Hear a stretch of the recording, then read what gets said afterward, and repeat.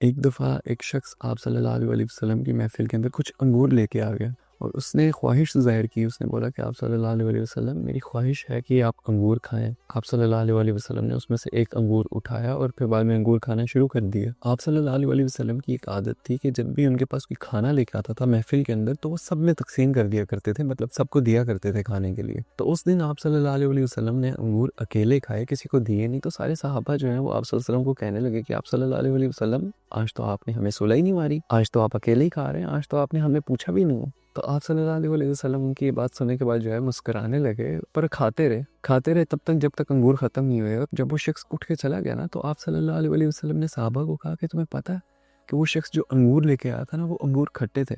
میں نے تم لوگوں کو اس لیے کھانے کے لیے نہیں دیے کہ اگر تم لوگ کھاتے اور تم لوگوں کے چہرے اتر جاتے تو کہیں تمہارے چہرے اترے دیکھ کر اس کا دل نہ ٹوٹ جاتا. تو بات یہ ہے کہ اگر ایک انسان کے دل کا معاملہ اتنا نازک ہے، اتنا قیمتی ہے، تو انسان کو احتیاط کرنی چاہیے. اور آپ صلی اللہ علیہ وسلم نے فرمایا کہ تم میں سے اچھا مسلم وہی ہے، اچھا مسلمان وہی ہے کہ جس کی زبان اور جس کے ہاتھ سے دوسرے مسلمان محفوظ رہیں. اور اس پر تو ہمارے بزرگ بھی فرماتے ہیں، کہتے ہیں کہ دنیا کے اندر کوئی چیز اتنی میٹھی نہیں ہے جتنا انسان کی زبان سے نکلا ہوا ایک میٹھا بول ہے.